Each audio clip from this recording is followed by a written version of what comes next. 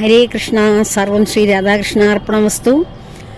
അജ്ഞാനതിമിരാന്ധസ്യ ജ്ഞാനാഞ്ജനശലാകയ ചക്ഷുരുന്മീലിതം യേനം തസ്മൈ ശ്രീ ഗുരവേ നമ.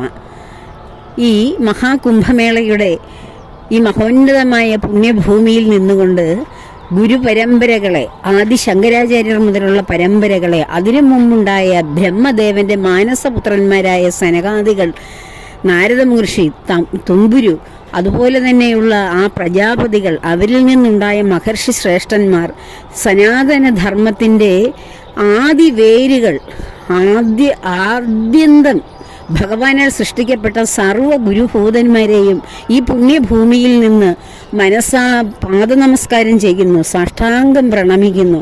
ഈ മഹോന്നതമായ ഭൂമിയിൽ എത്തിച്ചേരുവാൻ എവിടെയോ കേരളത്തിൻ്റെ ഒരു കൊച്ചു ഗ്രാമത്തിൽ ഒരു മൂലയിൽ ആരാലും അറിയപ്പെടാതെ ഇരുന്ന എന്നെ, ആർക്കും തിരിച്ചറിയാനാവാത്ത എന്നെ ഈ ഭൂമിയിലേക്ക് എത്തിച്ച എന്നെ, ഈ ഭൂമിയിലേക്ക് ഞാൻ എന്ന ഈ ശക്തിയെ, ഈ ശരീരം അല്ല, അതിനുള്ളിലിരിക്കുന്ന എൻ്റെ ശരീരത്തെയാണ് ആരും തിരിച്ചറിയുകയോ അല്ലെങ്കിൽ ഏതെങ്കിലും ഒരു മൂലയിലോ ജീവിച്ചിരുന്നത്. പക്ഷേ ഞാനെന്ന ഈ അനന്തകോടി ശക്തിയെ, ഈ പ്രപഞ്ചത്തിൻ്റെ ഭാഗമായിട്ടുള്ള ബ്രഹ്മചൈതന്യം തന്നെയാണ് എന്ന് തിരിച്ചറിയുവാൻ എന്നെ സഹായിച്ച എൻ്റെ പരമഗുരുവായ ശ്രീകൃഷ്ണ പരമാത്മാവിനെയും പാദനമസ്കാരം ചെയ്തുകൊണ്ട് ഈ ഭൂമിയിൽ നിൽക്കുവാൻ എനിക്ക് അവസരം തന്ന സർവ ചരാചര പ്രപഞ്ചത്തെയും ഞാൻ വണങ്ങുന്നു.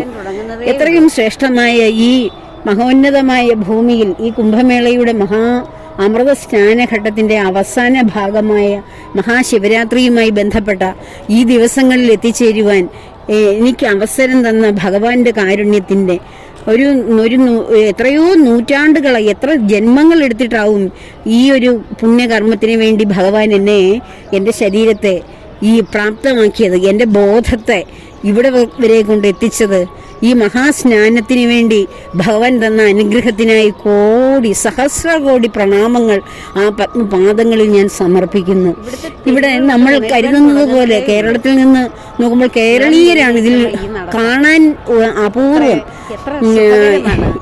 എല്ലമ്മാർക്കയുടെ രഞ്ജിജിയുടെ ആ ഒരു ഗ്രാമമുണ്ട്, അവിടെ മാത്രം മലയാളികളുണ്ട്.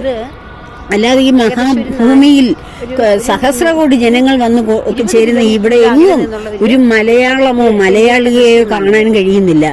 ഈ ഭാരതത്തിന്റെ എല്ലാ ദേശത്തുള്ളവരും, എല്ലാ സംസ്ഥാനങ്ങളിലുള്ളവരും, ഭാരതം വിട്ട് അന്യ രാജ്യങ്ങളിലുള്ളവരും എല്ലാം ഇവിടെയുണ്ട്. പക്ഷെ മലയാളികൾ വളരെ വിരളമെന്ന് പറയാം, അത്രയേ ഉള്ളൂ. മലയാളികളെ നമുക്ക് കണ്ടുകിട്ടാൻ പോലും ഇല്ല. അപ്പോൾ ഈ മഹത്തായിട്ടുള്ള ഈ ഭാരത സംസ്കാരത്തിൻ്റെ, ഈ സനാതന ധർമ്മത്തിൻ്റെ ഏറ്റവും വലിയ ഒരു ഒത്തുചേരലിനെ വളരെ മോശമായിട്ടും ഒക്കെ ചിത്രീകരിക്കുന്നത് എന്തുകൊണ്ടാണ്? ഇവിടെ വന്ന് ഈ മഹാ അനുഭവമില്ല. ഗംഗയിൽ മുങ്ങി അല്ലെങ്കിൽ ത്രിവേണി സംഗമത്തിൽ സ്നാനം ചെയ്ത് പാപങ്ങൾ തീർക്കുക എന്നുള്ള ഉദ്ദേശത്തിലല്ല ഇവിടെ വരുന്നത്. അവനവൻ്റെ ആത്മബോധത്തെ ഉയർത്തുന്ന ആ മനോമണ്ഡലവുമായി ഇവിടെ വന്നാലേ ഗംഗയിലോ അല്ലെങ്കിൽ ത്രിവേണി സംഗമത്തിലോ മുങ്ങിയാൽ പാപങ്ങൾ നശിക്കുകയുള്ളൂ. മനസ്സിൻ്റെ മാലിന്യങ്ങൾ മാറി ഒരു പുതിയ ശരീരവും പുതിയ മനസ്സുമായി ഇവിടെ നിന്ന് കടന്നു പോകുവാൻ കഴിയുകയുള്ളൂ. അല്ലാതെ വെറുതെ കുംഭമേളയിൽ പങ്കെടുക്കുവാൻ, ശബരിമലയിൽ എത്തുവാൻ ധാരാളം ഭക്തരെത്തുന്നത് പോലെ കുംഭമേളയിൽ എത്തുവാൻ ധാരാളം പേർ വരുന്നു ഇവിടുത്തെ അറിയുവാനെങ്കിൽ, പക്ഷേ ആ മനസ്സിൻ്റെ പരിശുദ്ധി കൊണ്ട് നിർമ്മലമായ മനസ്സിലേക്ക് എല്ലാം നിറയ്ക്കുവാൻ ശ്രീ മഹേശ്വരൻ അനുഗ്രഹിക്കുകയുള്ളൂ, ഗംഗാമാതാവ് അനുഗ്രഹിക്കുകയുള്ളൂ. നിഷ്കളങ്കമായ മനസ്സോട് ഇവിടെ എത്തുന്ന ഏതൊരു ഭക്തനും ഈ മഹാകുംഭമേള ഈ ജന്മത്തിലെ ഒരു ഏറ്റവും വലിയ പുണ്യം നിറഞ്ഞ, അനുഭവം നിറഞ്ഞ, അനുഗ്രഹം നിറഞ്ഞ തീർത്ഥാടന ആയി മാറുക തന്നെ ചെയ്യും. ആ ഒരു നിറവോടെ ഇവിടെ എത്താത്തത് കൊണ്ടാണ് പലരും ഗംഗയെ കുറ്റം പറയുന്നത്. ഗംഗയിലെ ജലം അശുദ്ധമാണെന്നും അതിൽ സ്നാനം ചെയ്താൽ അസുഖങ്ങൾ ഉണ്ടാകുമെന്നും അങ്ങനെയൊക്കെ പറയുന്നത്. അതിൻ്റെ ഒന്നും നെഗറ്റീവുകളെ കാണാതെ ഈ മഹാസംഗമത്തിൻ്റെ ഭാഗമാകാൻ കഴിഞ്ഞതിൽ തന്നെ എത്രയോ ശ്രേഷ്ഠതയായി കാണുന്ന, ഇതിനെ കുറ്റം പറയാൻ ഇവിടെ വരുന്നവർക്ക് ഇങ്ങനെ നാവ് പൊങ്ങുന്നു. ഇവിടെ അത് ദൂരെ നിന്ന് ഇതിനെക്കുറിച്ച് പറയുക മാത്രമാണ് ചെയ്യുന്നത് അങ്ങനെയുള്ളവർ. അല്ലാതെ ഇതിൽ വന്ന അനുഭവം, ഈ സംഗമത്തിൽ വന്ന അനുഭവം നേടുവാൻ എത്രയോ രാത്രി പകലുകൾ ഈ തണുപ്പ് പിടിച്ച രാത്രിയിൽ സൂചി കുത്തുന്ന തണുപ്പും 30 ഡിഗ്രി ചൂടുമാണ് പകല്. ഇത്രയും ഈ ചൂട് ഈ തണുപ്പത്തും കൊച്ചു കുഞ്ഞുങ്ങളെയും ചെറിയ ബാലന്മാരെയും മുതിർന്ന യുവാക്കളും യുവതികളും നമ്മുടെ നാട്ടിൽ എത്രയോ ചെറുപ്പക്കാരെ ഞാൻ ഓർക്കുകയാണ്. വെറുതെ അവിടെ ഇവിടെയൊക്കെ ഇരുന്ന് മൊബൈലിലിരുന്ന് ജീവിതം തീർക്കുന്ന അതുപോലെ പ്രായക്കാർ ഒരു സഹസ്രകോടിയാണ് ഇവിടെ ചെറുപ്പക്കാർ വന്ന് ഗംഗയിൽ സ്നാനം ചെയ്തു പോകുന്നത്. അതുപോലെ എത്ര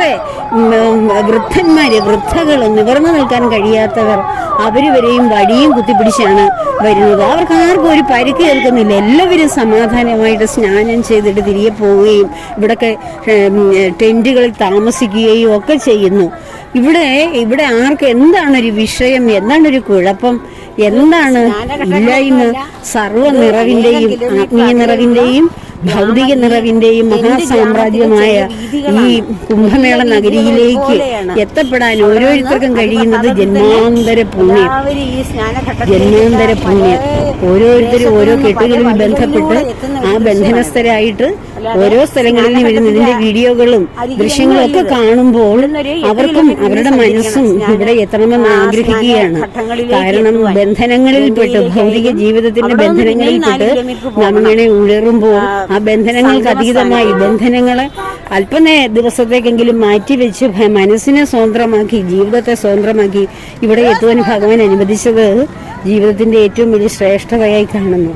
എല്ലാ ഗുരുപരമ്പരകളെയും എല്ലാ മഹർഷീശ്വരന്മാരെയും സർവേശ്വരനായ ഗുരുവായ സാക്ഷാൽ ശ്രീകൃഷ്ണ പരമാത്മാവിനെയും നെഞ്ചിലേറ്റി ഹൃദയത്തിലേറ്റിക്കൊണ്ട് ആ പദാരവിന്ദങ്ങൾ നമിച്ചുകൊണ്ട് ലോകാ സമസ്താ സുഖിനോ ഭവന്തു.